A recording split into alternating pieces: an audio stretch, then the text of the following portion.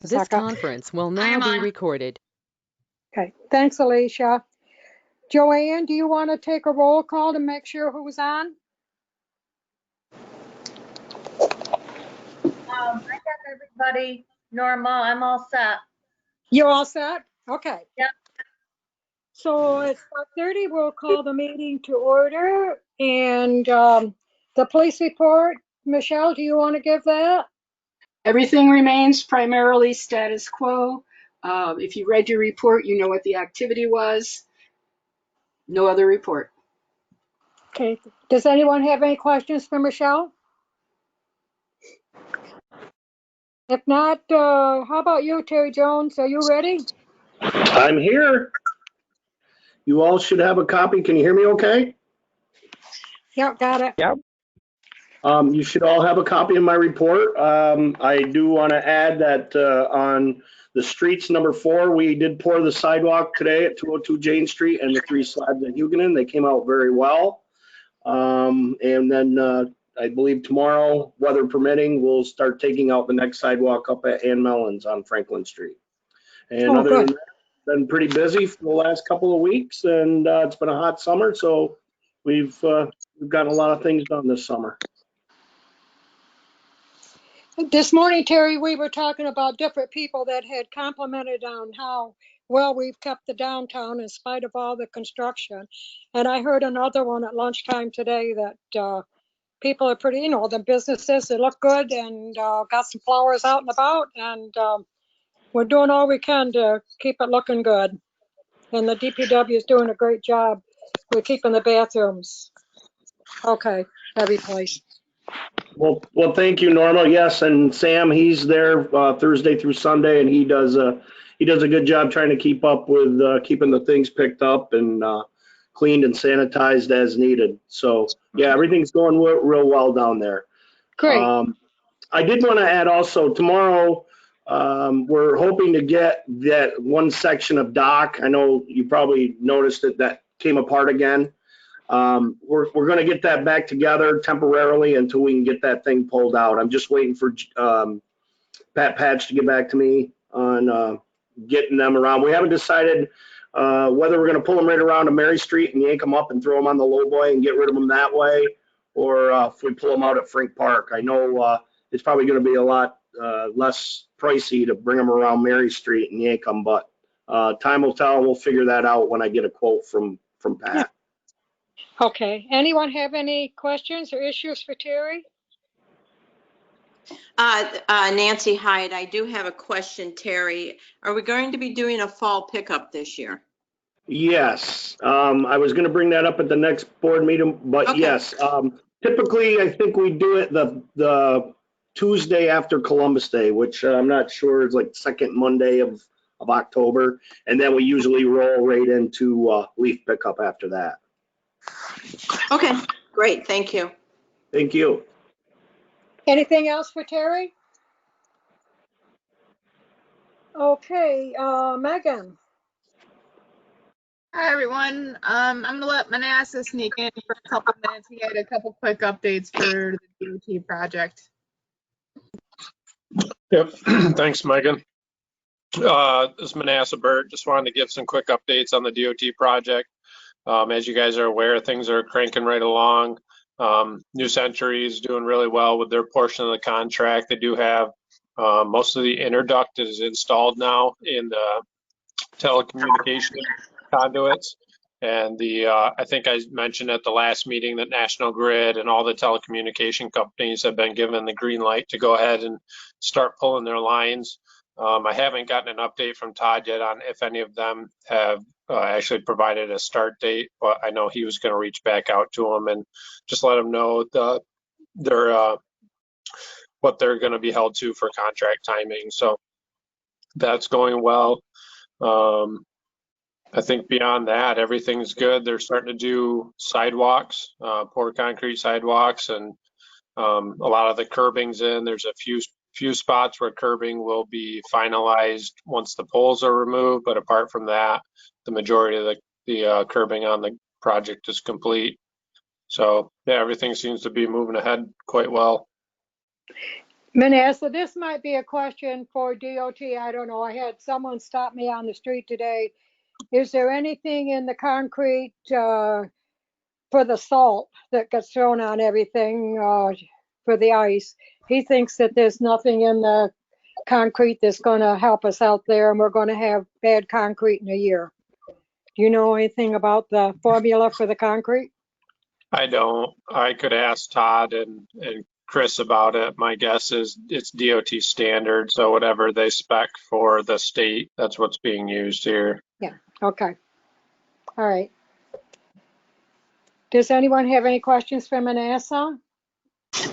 Nancy Hyde, yes, I have two questions, and I don't know who to direct them to, if it would be you, Norma, or to Manassas. I read on Savvy Citizen that they were putting in the poles for parking meters, but I thought that we were going to do kiosks.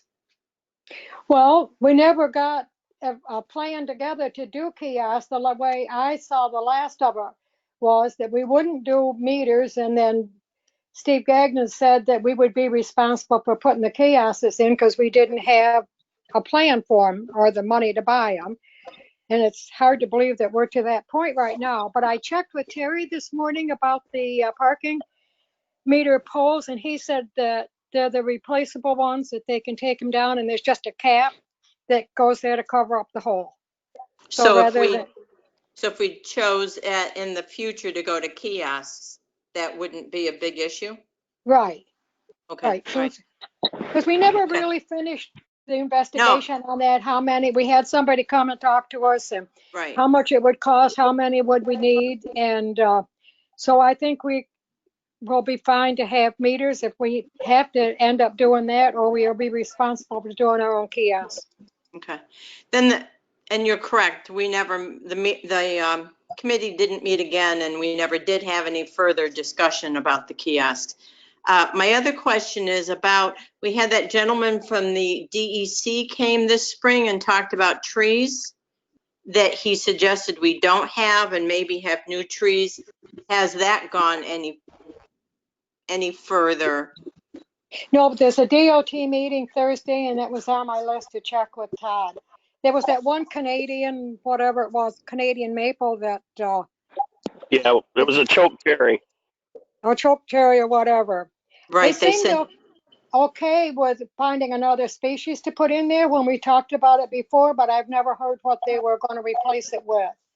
okay, so you'll be talking, Yeah. you're gonna bring that up at the DOT Yeah. meeting then? Yep. Okay, very good. All right. Yeah, and I'll just let you know that we've started that conversation with Todd, so he's aware. They are getting obviously down to the wire where they're starting to prep for tree installation. So they are fine with making the change. It's just a matter of telling them what tree you don't want there, and then I guess making a recommendation or a request for a replacement species. So yeah, we'll be discussing that at the meeting, and that shouldn't be an issue moving forward. DOT hasn't shown that would be an issue. And one more question, I believe this is directed to Norma. What, approximately 9 months ago or so, we got a email from Lynn from the DOT talking about the grates that go around the trees. And did we want to put some type of insignia or something around the tree, on that grate? Do you remember that? God, I don't even remember that one. Okay, because So- there wasn't any, again, we didn't meet as a committee, and there, from what I saw, there wasn't any decision made. I mean, personally, I'm fine with something just plain, but she said so. Okay, Okay, I'll That's put fine. it on the list and ask them. I honestly don't remember us talking about that. yeah, it was just something that she brought up, and then the committee members chimed in, but I never saw what the results were. All right, No, I thank didn't you. either. Yes, Okay. all right, thank you. Anyone else? Okay, are you going to talk to us now, Megan? I'm ready. All right. I wanted to go over was on my monthly report. I had mentioned that I updated the vulnerability assessment for the wastewater treatment plant. I just made a couple minor updates, including, the new vehicle that we have, a couple other odds and ends things, nothing major. I was just hoping to have the board pass a motion to adopt the wastewater treatment plant vulnerability assessment for 2020. Would you like us to do that right now? That'd be great. Would somebody make a motion as requested by Megan? I'll make the I'll be motion. happy to, or I'll Steve? second it, Steve. And I'll second Nancy. Nancy second. Any more questions for Megan? If not, all in favor? Aye. Aye. Anyone opposed? Okay, motion carried. Okay, Megan, you got that one. Thank you. All right, a couple other quick updates. Regarding the filter plant, I think since the last time I gave an update, the leaks have stopped, but after discussions with Kester, we finally got instruction on how to go forward, and new O-rings have been ordered by Kester to be installed after Labor Day, and we also have clear instruction on how all of the bolts are supposed to be torqued down, which is the first time. We've been asking for this for many years and no one's ever given it to us, but we finally got a hold of the right people, and hopefully with the proper torque tightening down pattern and rate, as along with the new O-rings, that should resolve the leaking going forward. So that installation is planned sometime after Labor Day, when we can take a filter down for a day at a time. And as far as wastewater system, it's been pretty quiet. We still have continued to have communications issues that we've been ongoing for this summer and past summers. But we're thinking that we're kind of coming towards the end of it. Aqualogics, they did a test at the water plant, and when we shut down the water plant, we didn't have any communications issues. So we're thinking it's something relating to that radio, and they're doing research right now to try and fix it. Because if nothing else, everything that they've done to date has not helped.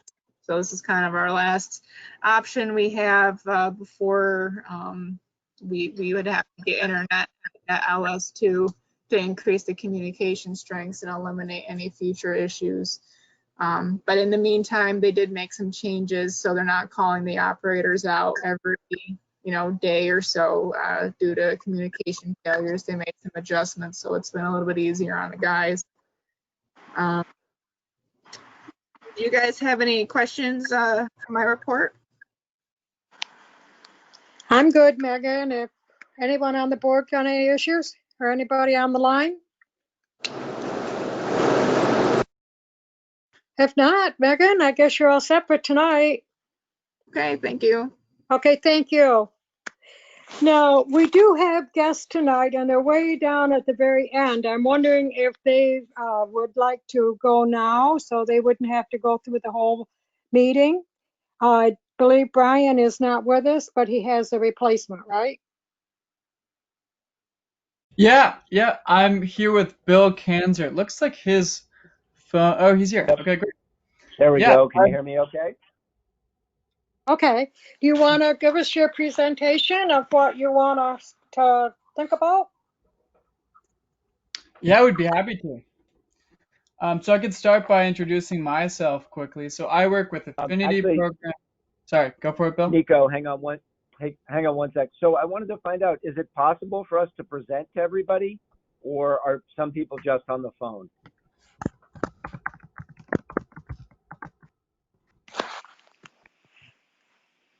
No, this is just I can attempt to allow you to. Say it again?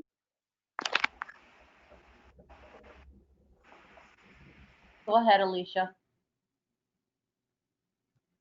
I can attempt to allow you to share the screen if you'd like. Some people are only on the phone. Okay. Is it sort of half and half? Is it worth our doing a presentation for those who are on the computer? I'm going to say the majority are on the phone right now. Okay, then maybe we won't do that. Okay. So without further interruption, Nico, over to you. Sure, yeah. So I can just briefly introduce myself. I work to create partnerships with local nonprofits with Ampion, which is a renewable energy company. And before we get started, I also want to emphasize that there are others, similar sounding energy programs, and I want to just open the opportunity at any point when we're talking about community solar and Ampion for you to ask any questions that you have. Bill and I are both really passionate about renewable energy, and we'd love any opportunity to talk more and explain what we do specifically and clarify any questions that come up.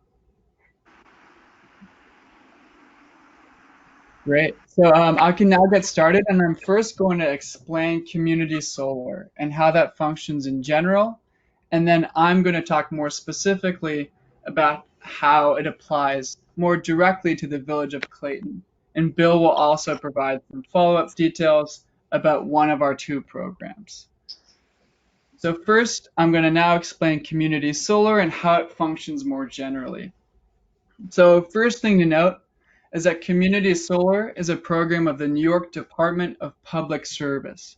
I mention that because it's a little unique, and it shows that we're working with governments to really find the best way to spread renewable energy in a way that's appealing to a lot of people. And the next 3 points that I'm going to mention all refer to that. So refer to why community solar is so appealing to so many people. First, there are no upfront costs with community solar, and I'm going to expand about this a little bit more later. But second, there's nothing to install. And third, when you sign up, you save up to 10% on your electricity bills. I think those points are so powerful and unique to community solar because they allow anyone to sign up who has a utility bill. The savings make this really a great option for everyone. And I think previously people associate renewable energy with paying more, and we're supported by the government. So we're really fortunate and happy to provide renewable energy that's cheaper than the alternative. Next, it protects the environment. So solar farms and solar generation, I guess you could all imagine, is a lot better for the environment than traditional fossil fuels. Next, it supports local economic development. And that's something that you all know in the village of Clayton pretty well, and we can talk about it later as well, because there are 4 solar farms in your area. So the construction involved with creating the solar farms and the maintenance creates local jobs in the area.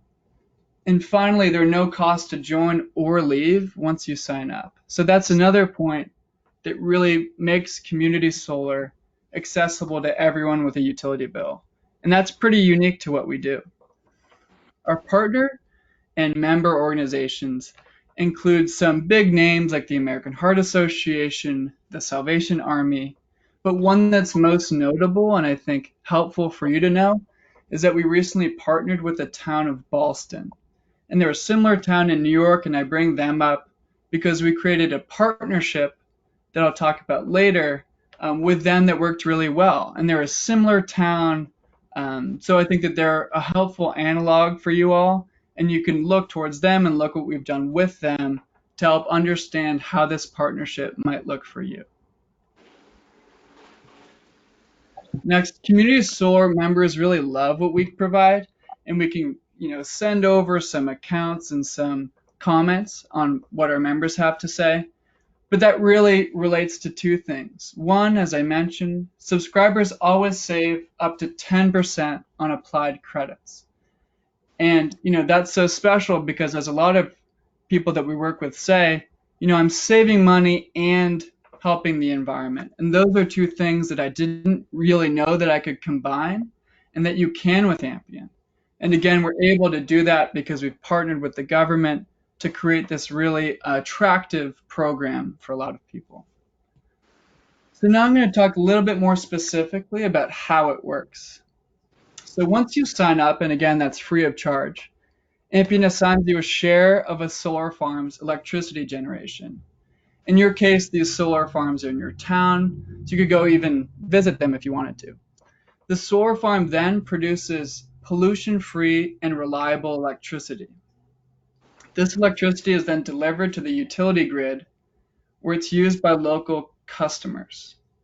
The utility then sends you a monthly invoice, as it always has, but now it includes a credit based on your share of the solar farm. And you'll pay the difference if there is any.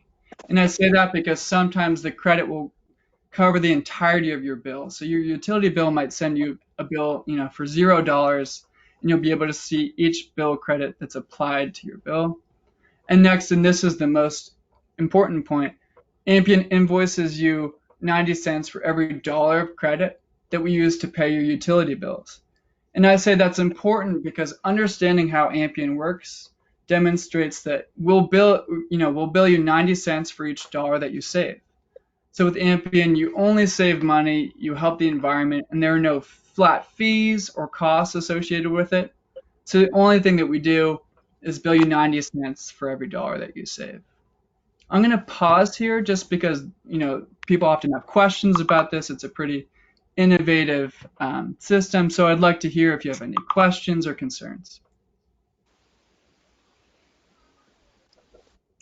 Does anyone have any questions for him so far? I guess not. So do you want to continue? Yeah, Well, let me incredible. just Sorry, let me just join in. It sounded like Norma was asking that of everyone. Does everyone understand the program? Has anyone heard of community solar before? I really do think it's important to make sure people understand the program. Sometimes people get it mixed up with one of the other programs that the state offers.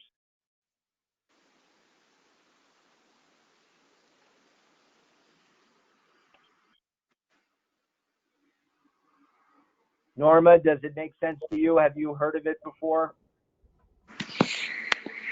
It's clear. Okay. All right. Very good. I would just like to quickly say I'm really impressed with you all. It took me even working here a little bit to understand how it works. So I'd be happy to, answer any questions if they come up later. And I'm really impressed that you're all understanding this over the phone. That's incredible. So next, I'm going to talk. So we have two different programs that we offer for towns and the village of Clayton more specifically. I'm going to talk about our affinity program, and then I'm going to hand it over to Bill to talk about community solar for village electricity. So first, the affinity program. And this is what I mentioned before that we did with the town of Ballston. So it would look like this. The village of Clayton would help us get the word out. So you'd help us spread community solar throughout the village of Clayton. Then Ampian will provide a $100 donation to a fund of the village's choosing for each approved subscriber. And, I'm going to bring up the town of Ballston again, I think, because it's helpful to understand what this might look like. The town of Ballston had us donate to their walkability fund for each resident of theirs that signed up. And the walkability fund was just an initiative that they had going to help the roads and paths in their town. And we donated specifically to them, and we're helping them fundraise for that initiative. Ampian will manage marketing and signups. So, all of everything from the reaching out to your residents will help you draft and create marketing material, and will help with signups. So I'm going to, personally probably be talking to a lot of your residents about how the program works and answering their questions. And we're all really, excited about renewable energy and community solar. So we enjoy any opportunity to talk about this and to talk to your residents about any questions that they have. Again, Ampian will also provide customer service. So, we're going to take on any questions that people have. Now I'm going to turn it to Bill to talk a little bit about a different program for community solar for the village's electricity. Great. Thanks, Nico. So again, the idea is there are two separate programs. Nico just described what would be available, that we would work in partnership with you for the town residents. Additionally, we could work with you, and Brian actually will be the follow-up person for this, to work with the village to say any electric loads that you're paying to the utility, we could get a copy of the bill, make sure that you qualify for it, and sign you up for this program. The really nice thing about this is, as Nico said before, you always save money on the electric bills. So rather than, there are some other different kinds of programs out there that depend on electric rates and whether they change, you always save with community solar. And the other thing to underscore again is there are actually 4 solar farms on Blanchard Road that you would be signed up for. So it's very local. It supports local clean renewable energy and local economic development. So we think particularly in these times, these are reasons that a lot of folks are very interested in this program. So who on the call or in the town would be kind of the person responsible for the town's electricity usage? Now you're saying town and we're the village. I apologize. My apologies. So I did mean the village is Clayton. Yep. So who would be responsible for the village's electricity usage? Well, we don't have any options. We only have National Grid here. Right. And who's the person that signs those up or has those bills? That would be our village clerk, right? Or Your village clerk or the mayor could, but we don't. Go ahead. I'm sorry, I said it would be a board decision. Norma, I have a question for you. Haven't we been under the impression that we're not allowed to take donations as a village? Oh, it's just been standard practice. I don't think we can. Okay, that's what I was wondering, because that first program, that's the selling point, is the $100 donation. Right. See, and we can't take, when we did the monument and people were donating for pavers, we ran it through a private individual, and then they paid for it all because the village could not accept the money. Okay, that's what I thought. Thank you. Good. Thank you for that feedback. And under the program that Nico talked about, absolutely, you could decide whether you wanted to do a donation program, and it could be to any fund you wanted. So, for example, if you said there was a local charity, not directly to the village, we could arrange it so that it went to that local charity. Or if you wanted to say, instead, we'd like to give the $100 incentive to the subscriber themselves. They could get, in some places we've done this where there's an incentive and the subscriber gets a $100 Visa gift card. So it could be donated to whatever fund you wanted. It doesn't have to be the town, or if you, the village, or if you don't want to do that at all, we could switch the program to be an incentive for the actual person who signs up. Where is there around here someone that has signed up that's a town or a village? So the town of Ballston did the affinity program with us. So that's the sort of the best reference we have for that, I would say. And then, are they in New York State?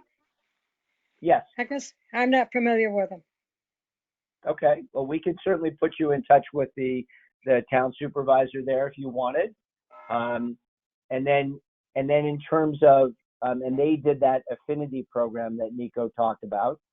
And in addition, there are a number of New York housing authorities we could put you in touch with, and the ARC of New York. They both signed up for their own electric loads to get savings through community solar. So we could put you in touch with either of those two. There are other towns and villages and cities. I could try to find another reference for you as well. Okay, thank you. Excellent.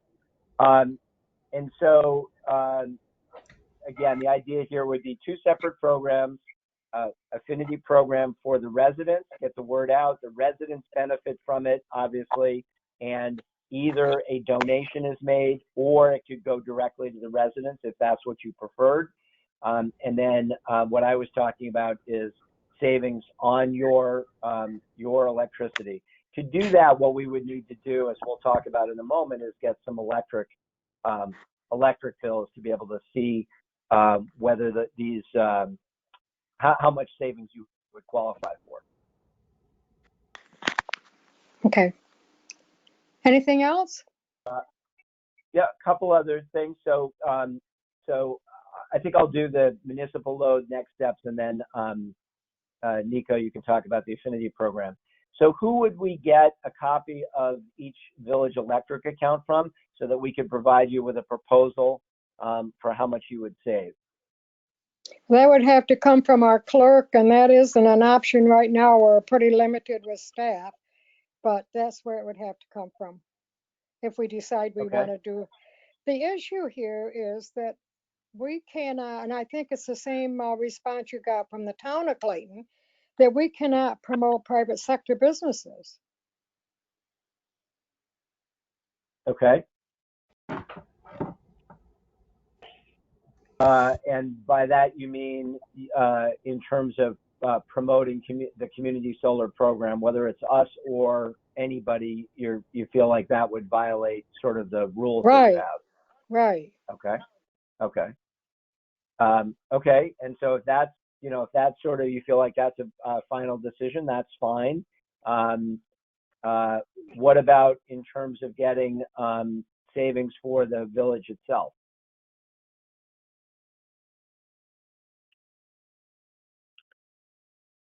That would be the same issue.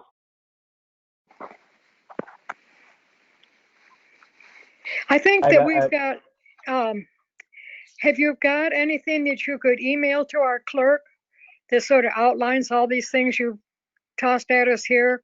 It's kind of hard to comprehend all of this, but I think the bottom line is that we can't do it. Well, I think in terms of promoting, I can understand, but in terms of for the town, excuse me, I keep saying that, please forgive me, for the village's load, if you said, well, we wanted to get somebody else to give us an offer because there are multiple offers, we certainly could do that. We do work with the New York Office of General Services, the NYOGS, which has a program where you basically can sign up and get competing bids. So if you were concerned about, we can't just pick one company, we could do that through the New York OGS. We're an approved vendor with them, and we could do a competitive bid in that regard, and that way there wouldn't be any sort of conflict. Does that help on that part of the question? Okay, we could give that some thought. Okay. Who would we email the information to? I believe that you had the address for our clerk that you sent the ask for the invite for the meeting tonight. Same. Use that same address. Okay, very good. So we can go ahead and do that. I think that makes a lot of sense, and I would be happy to. Brian will follow up with that and send it along, and hopefully we could get sort of take the next steps. Okay. Does anyone have any questions? Does that conclude your presentation? Are you taking public comment? Joe, was that you? Yeah, what's your question, Joe? Well, actually, it's Susie, and it was my question. Is this ambient energy, AMBIENT? No, this is Ampion Energy, Ampion Renewable Energy, AMP like Peter, ION like Nancy, Ampion Renewable Energy. We're not related to that company that you mentioned at all. Good. I was very scared that we were going to get into some pyramid Tupperware thing. Okay. Good. Thank you. I'm really glad. Well, you know. I'm really glad I'm really glad that you asked that question. We get confused with other companies, and I do want to kind of build on that to say there are companies that offer competitive electricity supply, and sometimes it saves you money and sometimes it doesn't. This is Most of the time it program, doesn't. Right, you are. This is not that program. It is a different program. It's sponsored by NYSERDA and the New York DPS, and you always save money with community solar. It's a different program. And well, thank you for clarifying that. Yeah, thanks for asking the question. Does anyone else have any questions? Okay, well, thank you for bringing this to our attention, and send that information to our clerk, and we'll go from there. Will do. Thank you so much. You all have a good night. Okay, thank you. Yeah, take care. Thank you. Okay, we're down to the consent agenda now. Does anyone have any questions on items 1, 2, and 3? If not, can we have a motion to approve the consent agenda? I'll make the motion to approve 1, 2, and 3. Okay, Nancy made the motion. Who will second it, please? I will second it. Okay, thanks, Jeremy. All in favor? Aye. Anyone opposed? Carried. Okay, we're down to the capital projects, item number 4. Do we have any questions there? If not, can we have a motion for the capital projects, item 4? I'll make that I'll make a motion. Number Nancy? I'll 4. second it. Okay, Nancy made the motion. Steve had the second. All in favor? Aye. Aye. Anyone opposed? Okay, we're down with that. Moving right along to the old business. Nancy, do you want to bring that up? Yes, sign law? please. Yes. So we have finished the sign law. The week of August the 10th, I sent it out to all of the planning board members, and we did get one response back from one of the members, and he had a few changes. He was excellent in picking up on our typos and things that needed to be changed. So I think that we are ready to vote on it. I would like to say that who was in our committee was Mayor Zimmer. We had Trustee Grabowski, Trustee Hyde, Trustee Bedore, Dale McLaughlin with the ZBA. We had Chris Bogenchetz, who's the president of the chamber, Mark Stewart of Stewart Signs, and John Bucher, who was a former village trustee. And we had worked for, as everyone knows, for quite a few months. So I'd like to see us make a motion and pass it tonight. And Norma, you'll correct me. I believe the next step would be then to go on to the lawyer, and he Right. would do whatever Okay. they do. And then I believe after Right. that, we have a public The hearing. only question that I have at this point, we got an email last week from the planning board that this was part of their workshop. This sign law. I never saw that. The email came your way. I- Michelle, you were the first one on the email that came, and I know Nancy was included in it. I saw it at the very end, and it was just like, it was a PS. Hey, PS, should we talk about the sign law? And I guess we can, I'm not in favor of putting it off for another month, because if they have changes, could we not make those changes at the After public the, hearing?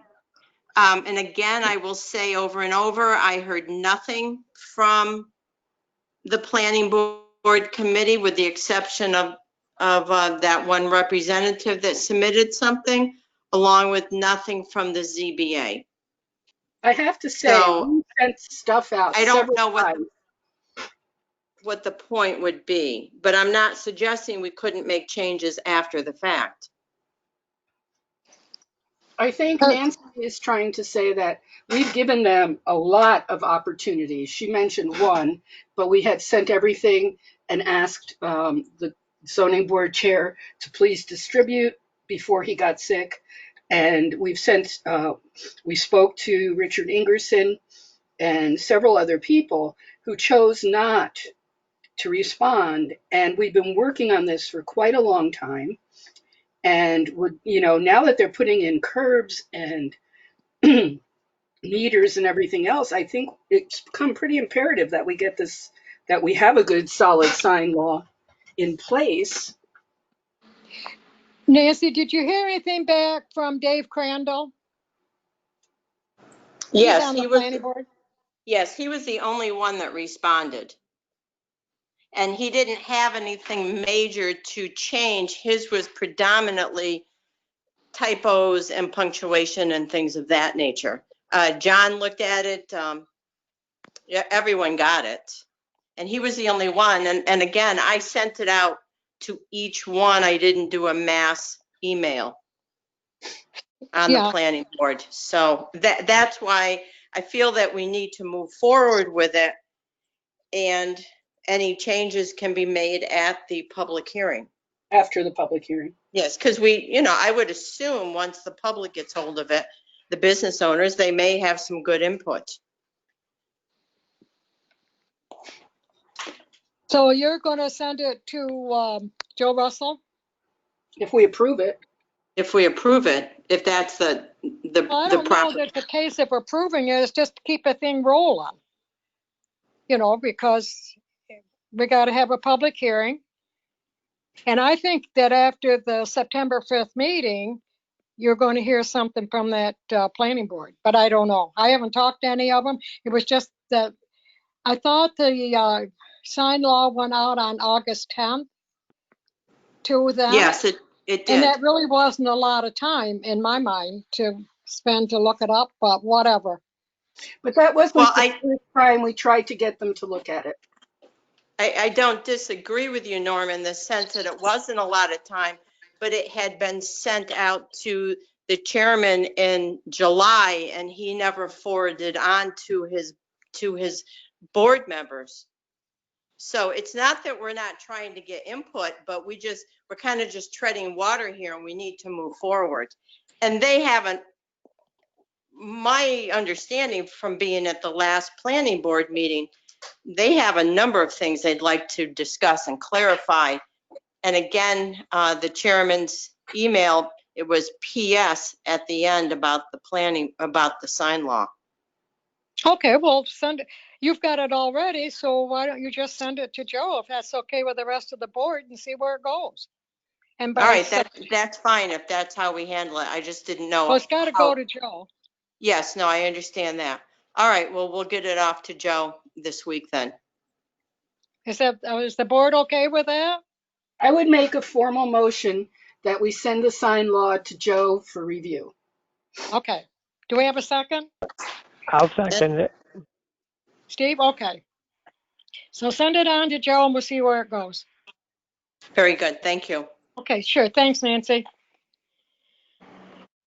Okay, and we did Brian Busby, so we got that done.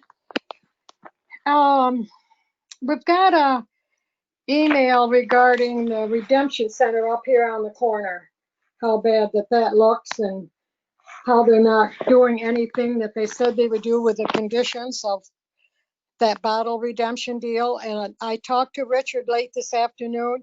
He was going back up there today with Doug Rogers, because he's on the planning board, and see where they're going to go with this. I mean, they've had a week to do something, knowing full well that they were out of compliance. And now he mentioned today when Richard was up there, well, he could put a fence up, he could do this. You aren't going to see any fence put up quickly. And in the meantime, that's a gateway to the community and it's full of garbage. It's disgusting. So I don't know how far you want to go with this, but. Norma, if I could interject also, you're 100% correct in everything that you just said. And I also spoke with Richard today. He made a number of suggestions to the Redemption Center because everybody fully understands that getting a fence put up is going to be time consuming. It's just going to take a while. And Richard said that's fine to put a fence up, that the planning board would agree to that, but we can't let you have your cans sitting outside. And they agreed that they would be moving things around and they needed to find another way to handle their business until the fence got up. My assumption is we should see a change very shortly meaning this week. Then they get a Okay. fence up and they're going to be piling stuff on the inside of it. You know, you got It's two gonna- residences right next door to them, one in the back and one on the side. And I'm not sure when they have to go and get a permit for a fence. I mean, you aren't going to see anything like that happen this season, a fence. Well, you may be 100% correct. I'm not arguing with you about it, and I'm not in favor of what they're currently doing. This was just what they had told the planning board, and Richard gave them the suggestion that maybe you should also rent some of these storage units and do some of your work in the storage units. But speaking with Richard, I felt like he was going to keep an eye on it and get something moved along quickly. Well, we've brought it to their attention, and you know, we're going to get more than one phone call on this deal, I think, because it looks terrible. Well, I don't agree. What do you think? Well, I know if Jody? we let them put a dumpster up, a big dumpster or something, that's never going anyplace. They haven't done what they said they were going to do. I mean, so somebody's truck is broke down. There's lots of trucks around that can haul cans. I do believe we're all in agreement with you that something needs to be done quickly. I think what Nancy's saying is Richard is keeping an eye on things and pushing to get things moving. Okay, well, when we meet 2 weeks or 3 weeks, I got 3 weeks from tonight. We'll see where they're at, but right now it's disgusting. And you're going to have tons of cans up there. It's Labor Day. People are leaving town, and they're all going to roll by there because apparently there's not another place where you can take them around here now. He's the only one left. You're correct, and that's part of why. And nobody's Actually, they can nobody's take them to making the dirt line. They can take them to Price Chopper. excuses. They get hit hard and fast, and all of a sudden they've got these cans. But I did not get the impression, and I will certainly keep an eye on it, that this was just going to that cans were going to lay around for the next 3 weeks or a month, because you're absolutely correct, Norma. He told them, you know, you've got to get this rectified. Well, he said, the way I look at it is he was told a week ago today, and he hasn't done anything about finding somebody else to get the cans because the guy that he contracted with can't do it now. And I just don't see anything changing, but we'll just table it and see what happens and hope Richard can get him to do something. Well, no, I'm not by any means suggesting that we just table it. If there's some other suggestions from board members, please bring it forth, and then we can take that to Richard. But if people have better ideas, that's great. Okay. Last time I took cans and bottles up there, they were so full of cans and bottles they asked me to come back. So they're swamped. Well, that's what the problem is. But yeah, I thought that Richard's idea when he told him to go rent a storage unit and do some of the work in there was personally a great idea. I don't know that they will do that, but I would say if board members have any ideas, please forward them on to Richard, because he's certainly open to ideas. Sure. Okay. That's what we'll do and see what happens. Okay. Did everybody see the release from the governor for the Business Ready grants that came out last week? It was pretty impressive that Jefferson County got the most in the whole district, and the town and the village of Clayton was got 2.2 million for work on all these projects. I think there were 14 businesses that got help, so that's moving forward. Something that we didn't do Memorial Day weekend was when we have the pavers down at the monument for the veterans. Because of COVID and the construction rights weren't going out and doing anything.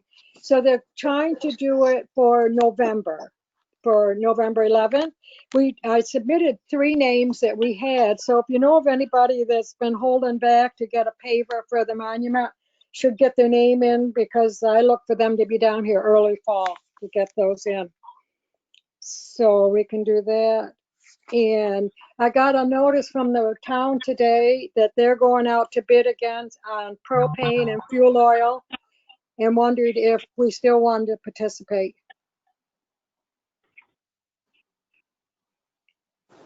I would think so. I would assume that the pricing. I sent the list to the is very department good for heads us. to see if there was any changes, but I don't think there are. So we'll get something back to the town to include us Yes. on that. And did anyone see the article in the TI Sun a week or so ago about the possibility we could have the oldest sidewalk in the world? I'm not sure we'll qualify for that, but there was some conversation about that rock that's down there that's very significant to rock people. And I reached out to the new girl down at Save the River who has a degree in geology as well. She's going to do some research on it and get together with a professor she had in Potsdam or Plattsburgh, see what she can find out. This person that wrote the article thought there should be some plaque or some kind of signage down there. Yeah. So we'll see what she comes up with. Why DOT drill holes in it is what it said, but she's done it. Would be the oldest rock, Okay, you know. so now, has They're letting the anybody else DOT on the drill. board got anything they want to talk about? Yes. Uh-oh. Do you speak? You can hear me. Okay. I submitted a letter for a variance so I could put a fence on village property from the corner of my house to almost to the street and park circle. Christine Keese's 6-foot fence. I'd like to go from there to almost to the street on the east side of my property. That would be on the back side of Keese's property. And Kenny, the Kenny property. I don't think he owns the property, but he lives there. He owns And it. he does own it? Yeah. Yeah, I think they own it, yeah. I'm not sure that. Well, it doesn't the matter. property was, That, Steve. They're my neighbors. the property was sold in June, and from what I gather, it looked like it was sold to a couple in Colorado, but I could be wrong. That's where they're from. They came Okay. from Colorado here. Mm-hmm. Okay. Well, he's opposed to this fence. It's a 4-foot fence. I can't put a 6-foot privacy fence up because it can't go beyond the corner of my house. That's a village ordinance, I guess. But I would like to put this 4-foot fence up, and it isn't a bad looking fence. It's a vinyl fence, and it blends in with the environment. And he's absolutely opposed to it. He said it'll block his view of the park, and that's not correct. You know, Steve, this is really a zoning board matter, not a village board matter, number one. And number two, I would be opposed to put anything on village property that doesn't belong to the village. So I wouldn't want anyone, I don't care who wants it or who doesn't want it. If Mike Kinney wanted the fence, I would say the same thing. If it's on public property or village property, no way. But more importantly, this is a zoning board issue, not a village board issue. Well, in order to get the a permit, I would have to get the board's approval to put the fence on the village's property. And it's Well, the village's property, because it's the park, actually goes right up within, I would say, 1.5 or 2 foot from my picture window. yes, I understand that, Steve, and I realize you like privacy, but Right. village And property is not supposed to have any private person stuff on it. right, So, I mean, public if we property. took a vote, Okay. I can tell you right now I would be opposed because it's village property. Okay. And I'm not going to say anything else. I'm sorry, I probably said too much. Well, I mean, that's your opinion. But I mean, we would have paid for the fence. The fence right around $3,500, and it would have looked good, and we'd have maintained it and whatnot. I have But no doubt about that. Again, the issue is village property. okay. I think, Steve, that we just got this information today, that we need to take a Okay. look at it and think about it and not Okay. try to make That would. any decision. Okay. And the other issue, you probably read the letters. I think everybody got them. Is the guy's definitely not a Trump fan, and he absolutely hates my signs in the front yard. Um, Oh, well. you, Are I, they in your front yard or are they on village property? If they're well, in they your are front on. yard, there's no issue. If they're 6 inches or a foot beyond my picture window, they're on village property. See, Okay. I think there's a difference here between a village right of way and village property. And as Right. far as all these election signs, we're going to be lots of them up between now and November. And I Right. think that if it's in the village right of way is one thing, because there's no Right. way you can police that. There's signs up already in the state right of way and in village right of way. Right. And it's freedom of speech. But if it's on village property, then he's probably got another deal for us to deal with. I don't know what the rule is. If it's I would say, actual village Mayor, property. I'm going to put up signs and I'm going to make sure they're on my property and not on anything owned by the village. And I think as trustees, we need to, and village employees, whoever you are, we need to be Right. the role models of how to do it appropriately. So, Steve, if they're on village property, just move them a couple inches and you'll be fine. You're talking, no, drive by my house, and I'm serious. The property line, because it's a park, it's an unusual situation, is actually part of my front sidewalk that is on village property, not the right of way. I'm saying village property. My picture window is the village property line is about 6 inches to a foot. Starts at that point because the way the park is. Well, So, I would say rather than fighting with your neighbor who will probably not give in either, I would just find a way to make sure the signs are on your property. You have every right to have them. You have every right to display them. No one's right. arguing that. Okay. I'll do my best, but we have not got along. We've had issues since day one, and that I know, we and better that's stay away from each other. Yeah, He and definitely won't. He unfortunately, won't he vote knows for a me lot the next about law. election. He knows a lot about law because he's a former mayor of Sackett's Harbor. So he does have some sense of, his version of right and wrong, and that's going to get in the Right. way of you two talking. But, the better you two can compromise, the better off the village will be. Yeah. You want to check his past history. He wasn't just the mayor of. Okay. All right. Steve, I would be cautious in what you get into. This is a public Right. meeting. And also, if you want him to do something, then maybe do something for him to give and take on Right. both sides. But please be cautious anything that is said. Absolutely, Nancy. Right. You're totally right. Yeah. Check out the drawings and what I want to do, and it isn't going to look bad. That's not the And- issue. If you do it, we'll set a precedent. Okay, I'll take a look at it, Steve. And if Okay. we got any questions, we'll give you a call. How's that sound? Okay. Okay? Yep. Yep. Okay. All righty. Has anyone else got anything? I had one thing. We haven't had any numbers for the month of July yet From from EFPR. from Tina. She was said Yes. today when I followed up, they might be here now. I don't know. She said that Jonathan was taking a look at them, so I will look and see. I didn't check the email when I got home tonight.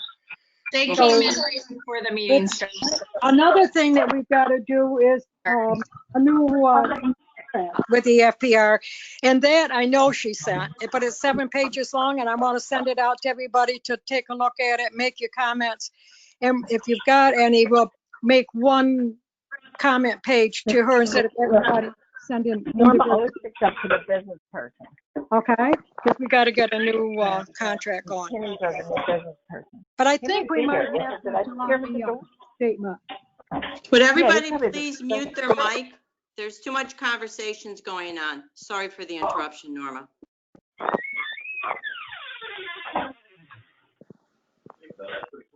Okay. Now, Nancy, you didn't bring up the library. We got to put this thing to bed. What do you want to do? Tell the board what your things have. I've done a little research myself. So I can't keep dragging this out. We made a decision in March to separate from the library, and they'd be on their own, and they've made some headway and got some things done, but we've got some things to finish up and get done, and we can't kick the can down the road.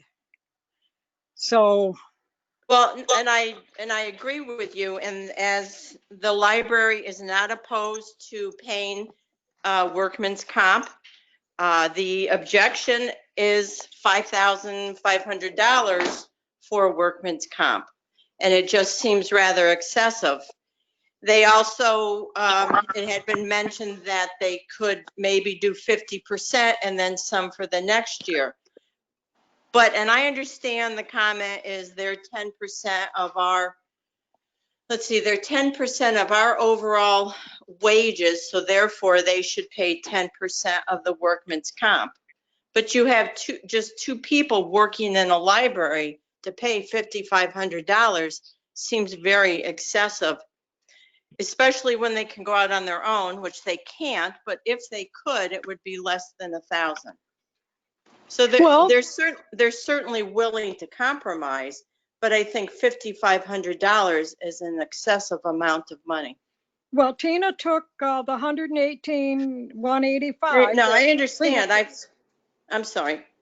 Go ahead. I apologize. And she took the 70,000 out that we have to pay extra because of one person's mistake, because of for that wrongful death. So she based it on, because they did change their amount of salaries too, but then since then they've increased a couple of them. So I'm not just sure. I think Tina had a salary of 68,640 was the last figure she had to base it on.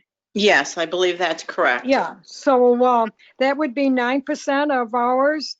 I guess I'm looking at it maybe a little different than, it's something that they've never paid, and it's just one more thing that just got swept under the carpet, and it's every time we turn around, we're finding something else that we've got to clean up, and that this workman's comp is one of those things. But we do a lot for the library even now with, if they had to pay the whole amount. I mean, we give them $34,000. We do the sidewalks, pick up their trash, mow the lawn, do the payroll service. Whose fault was it? Let's stop for a moment. The payroll service is something that is set by civil service. Otherwise, they'd go on their own. We own the building, and they're more than willing to pay, and we had discussed it, that they would begin to pay more for DPW services. But also, I think in some of our meetings, it was suggested, oh, it's okay, we'll pick up the trash. So they've done great. They've done great headway. they have done great headway, but now they have to pay for a treasurer. And all of a sudden we dump $5,500 on them and they didn't budget accordingly. Nancy, may I ask a question?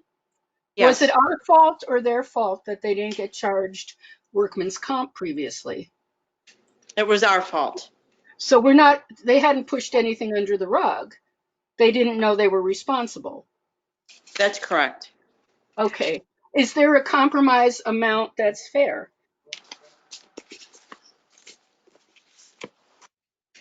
That's up to the Well, board. yeah, well, Well, yes, there is. And I'm the only one familiar with the library, so I'm not going to make that.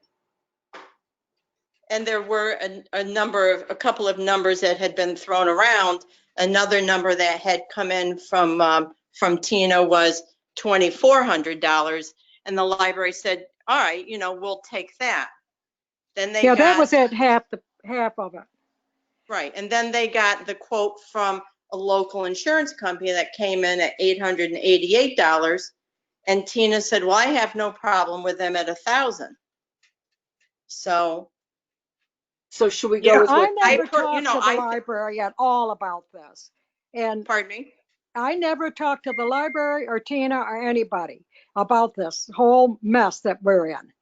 And so we just need to make a decision.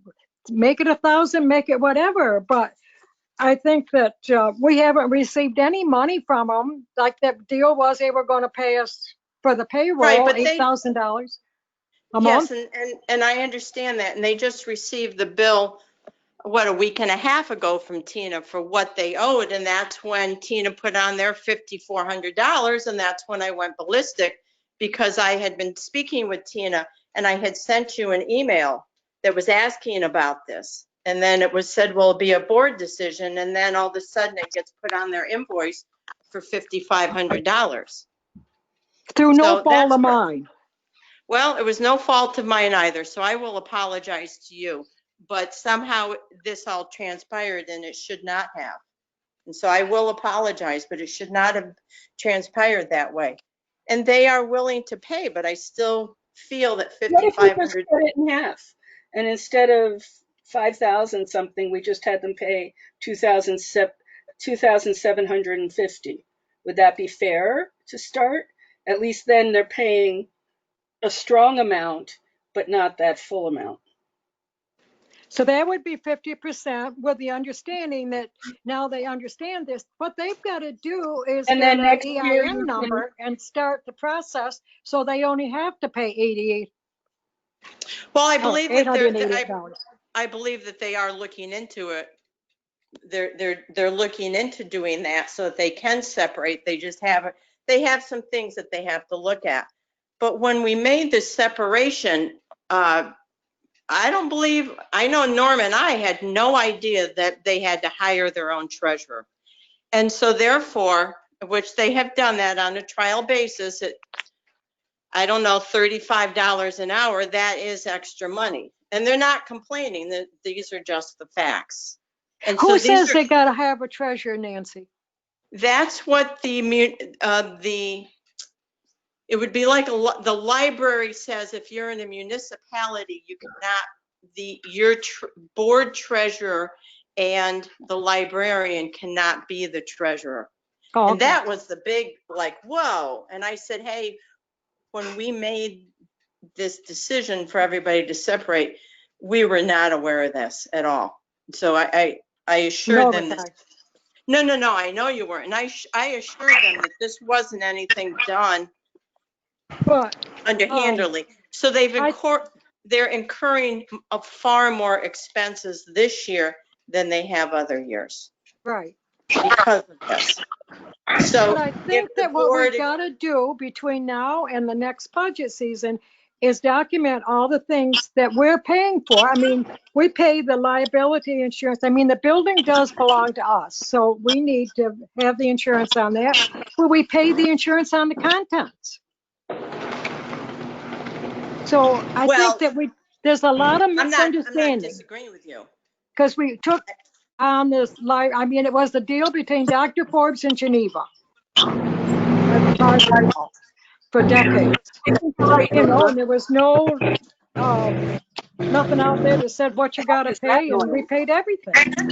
Right. And I agree with you 100%, Norma, as does the library, that they're more than willing to every year figure out what's going on. And they know when this is all said and done, it's going to be much better for the library. Yeah, when They I do. talked to And they're Debbie, fine. They're fine with it, but it's just that they're being hit okay, well, with. throw a number out there for this workman's comp, and we'll stick with it All and right. tell them Well, what it is. I would go with, I like the $1,000, but we can go with the $2,700. So I would make a motion that for this year, the year of 2021, the library's workman's comp is $2,700. Okay, I would say that. is the board okay with that? If I may just interject, can we make it contingent on complete separation before the next billing cycle? Or they get hit with a full correct, or they get hit with a full whack. Wait, would you clarify what you mean before the next Well, billing cycle? we're separating the library from the village, right? Right. Correct. They're going to get their own insurance at some point. No, not yet, Jeremy, because civil service says that we have to do their payroll. But if they can figure out by getting their own E&I number and with civil service, then they'd be completely separated. But until that happens, which I don't know how long that would take, they would still be under our payroll. This is part of civil service and municipal library, Well, not the problem. Is there a timeline on that, or is it like Norma says, you just keep kicking the can down the road? No, they're working on it right now. Yeah, okay. I can put a timeline on it. I can tell them, hey, we need a decision in 6 months, but I'm not going to say to them we need a decision in a month. Right. Right. Okay. That's not fair. Well, But they are Nancy, working on it. the only way they can get New York State retirement is to be on our payroll. That And is I don't think correct. they'll ever be ready to give that up. So if we continue to do that, then they are entitled to for the New York State retirement. That is correct. And Brooke is looking more into that, and she was on vacation last week, so she's back now, and she's talked to some other libraries, not just local libraries, but looking into that whole situation. Okay, good. Yeah, so no, they really are, because they see the benefit, and they really do see the benefit of the separation. And they're not anti it, they just were aghast, like, holy bejeevers. Welcome to the world. Yeah, but I agree with that, but a slap in the Mayor. face is a lot, I think, just to say, well, they're a library and they still haven't even opened. Mm-hmm. And they're not for profit. I like the mayor's idea of listing out. Yes, all of and we the things do that. Yeah, just keep a capital account. To figure it out from there. And Because we have done that, and Terry and I have spent a lot of time, and I've spent time with Joanne. We have been doing that, and we're moving along nicely in that. But I agree with that, yes, and that's how we came up with some ideas that, hey, you got to pay more. Mm-hmm. And they do understand that, especially with DPW. DPW is the bugaboo. Now, if they're utilizing Tina's services on some level for next year, not now, for next fiscal year, we ought to think about having them contribute a token amount to that. Not necessarily at 10% or whatever, but just a token amount for Tina's time. Well, I think very possibly, but they will have their own treasurer. So any of the reports and things of that nature that we have done will go away shortly. The new treasurer starts September 1, and she's a local person. Just a couple quick questions. Yes. With regard to workers' compensation, I know in my businesses, we do classification. So if a guy's on a roof, his rate's higher than the guy that's twisting a wrench in the shop versus the girl that's in the office pushing a pencil around, right? Woman. Correct. And we do keep the records of classifications, and it affects the rate. Now, I would say that the village's workers' compensation is based on whether it's wrongful death or what they're doing. The library has to be at the lowest rate. They must be Lowest at rate. the lowest rate, Right, that's why right? I was So gassed I at think we should just, $5,400. I think we should consult with Audie and come up with a number, what they should be calculated, and put it in the capital account in fairness to everybody. Which has happened, and his quote from Audie, if they were on their own, was $888. Right. So That's where I was aghast again with $5,500. right. So in fairness to the library and their situation with regard to their exposure to risk, right, they are at the lowest. So even at the $2,500 level, I think it's a little steep. I don't know what the calculation, it could be figured out.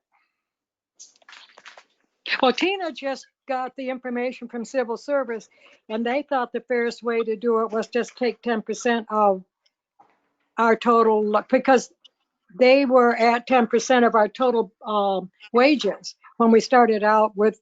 They had $81,000 for payroll. Yeah, but that doesn't mean they're responsible for 10% of the risk, because they're at a lower risk than a guy that's out Well, shoveling I think or Tina doing. did some research on it. I don't know, Jeremy, where she came You're up correct, with 10%. Jeremy. Well, I just want to be fair. Jeremy, you're correct, and thank you for that. So I like your thinking, Jeremy. At this time, though, you know, if you want to make a counter This is proposal, Alicia. do it so we can move forward. I suggest that that $1,500 would be more like it, but that's just my own personal opinion based on their exposure at the library. Well, there could be book bugs. Yeah, the rare occasion of But a we book made a bug. motion for something Yeah, else. okay, We got to that's fine. take that off That's the fine. table. But we have to know what's fair and equitable, and I would like to see the math on it. But that's all right. It seems fine.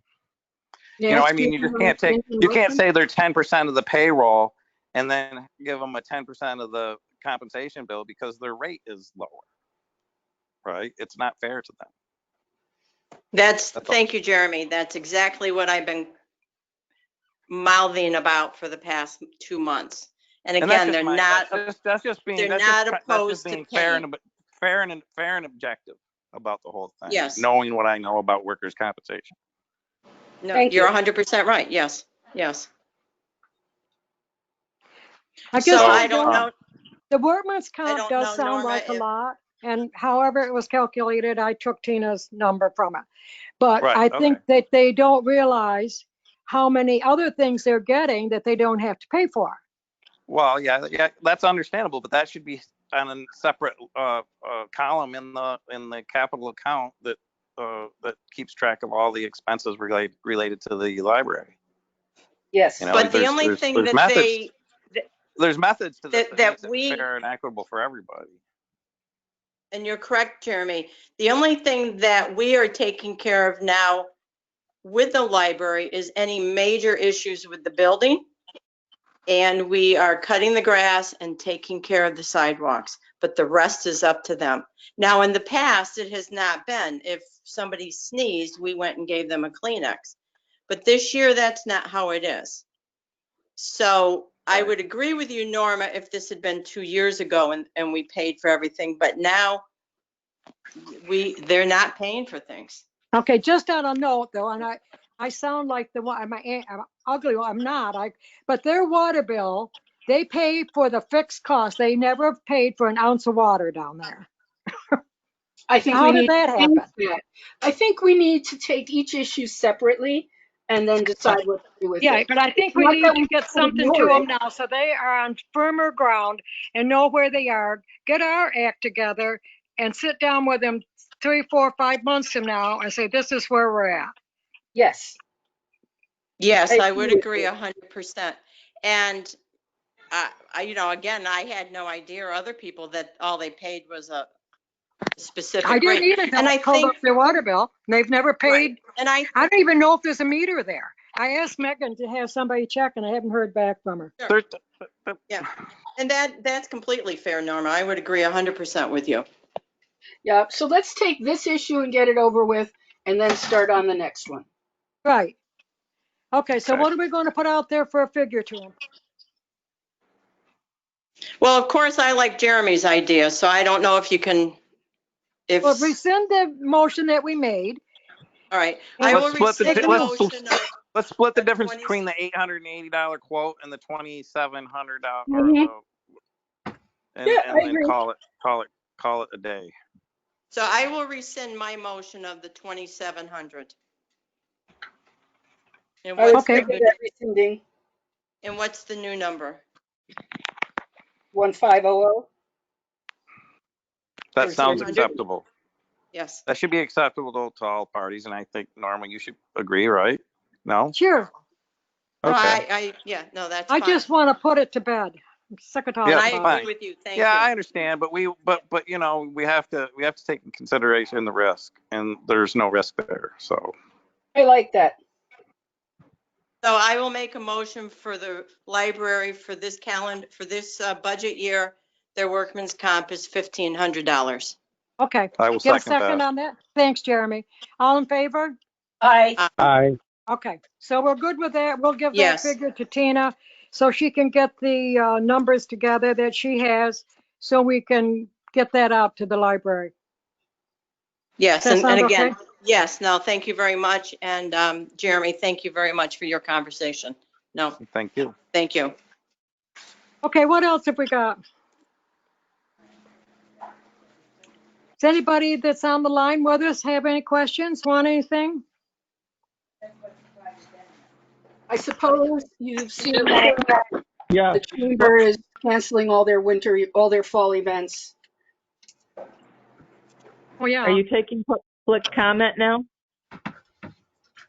No, we've got to have a quick executive session to talk about how we're going to move forward with the legal deal. You take him. Ugh. Okay? Are we all done with this part of the meeting? Hello? Well, No, Susie hello. has I'm much trying to ask public a comment. question. Can anybody hear us? Yes. I think Joe had something, but I also have something on the workman's comp. I don't know who the village carrier is, but Jeremy pretty much knocked it out of the park. And being in the insurance business for 20 years, the workman's comp rates are based on either payroll or accounts receivable. And in this case, it would be payroll. And your insurance carrier should be separating the DPW workers from like Joanne and the clerical staff, and that's where the library should fall under.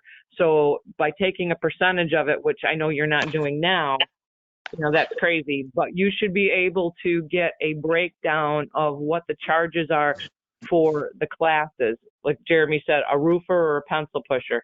You got your DPW people, that's one rate, and you've got your clerical, it's another rate. The clerical rate does not have anything to do with the wrongful death. That would all be on the DPW end of it, or unless Mrs. Mitchell was under a different classification, but she wouldn't be under the same classification as the clerk. So Tina should be doing her job and giving you those breakdowns and not just guessing at numbers, which it sounds like it's being done. We also should be. Susie, this is Alicia. We should also be I giving can't hear. these There's to two our people insurance talking. company as well. What's that, Jeremy? We also should be keeping our insurance company up to date and apprised, because that lowers our insurance rates across, Absolutely. as a whole. Exactly. So very important for clarification here. The workers' comp for the village is under Jefferson County, the Jefferson County Self-Insured Program. You can follow up with Lisa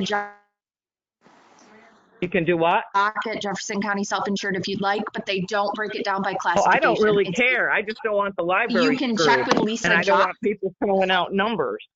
Right. So do you know what you're getting? Do you know what letting you're getting charged for clerical versus DPW? The rates? Where it's not differentiated, they don't break it down by that. They It's should. not. It's right, but they don't. So it's not done that way. Like I said, you're welcome to check with Lisa Jock. She's the head of Jefferson I know Lisa and I are good friends. I have no problem with that. County I will give her Self-Insured. a She call. handles the workers' comp program for all the municipalities. Yeah, I worked with Lisa for 20 years. So, but what I'm saying is you can't just go along like nothing's happening. You do have to follow up on these rates. Because if you're getting charged the same amount for your clerical per payroll, per $1 a payroll that you are as your $1 a payroll at DPW or the water plant, that's not right. And that's not up to me as the village taxpayer. That's up to the people that we pay to do the job. But I'm just letting you know that that needs to get looked into. If somebody's telling you the library needs to pay $5,500, that's the statement that caught my attention, because you just don't take a percentage of your payroll and throw that over. And I will give Lisa a call because I'm not sure that that's the right answer. But I will let you know if I am wrong. Okay. Did you want to ask something about the zoning in Union Street? Yeah. Well, have we had any feedback on that yet, as far as the zoning, an answer from the zoning board or anything? I have not seen a thing.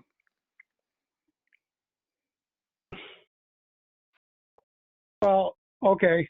Well, the corner, I know it's a mess up there, and I'm sure you're getting phone calls left and right, but people are really starting to bring their cans in because, quote, a can shortage. And plus, everybody was on COVID for a while, so they weren't working. So I hope Dickie's, I know it's a mess up there, but he's taking things into consideration. But he also has to look at on Union Street to make sure they're abiding by that. Well, cease and desist. he's, I agree with what you're saying, Joe, and Richard is taking care of he's doing the best that he can. All right. And we sound like, like everything's a problem with COVID. And I know the village says the same thing over and over. He is one guy working by himself. So he's got town and village. He is not pushing these things under the rug. And we need to get some other legal representation for some of the zoning. And we as a village are working on that also. I know we're not moving fast enough for anybody, not fast enough for me either, but it is moving. And I believe we'll get the Redemption Center under control. But the Redemption Center has to get themselves under control. Well, I agree, but so I'm just making sure that, everything is getting equal attention, because people, it's been 4 years for the one on Union Street versus recently up at the Can Center. Okay, anyone got anything else? If not, we're going to take a quick executive session here and wrap this night up. Will somebody make a motion to adjourn this meeting? Go into executive session? Yes, ma'am. I will make a motion to adjourn this meeting and go into executive session. Okay. All righty. Thanks, Nancy. Okay, is everybody dropped off?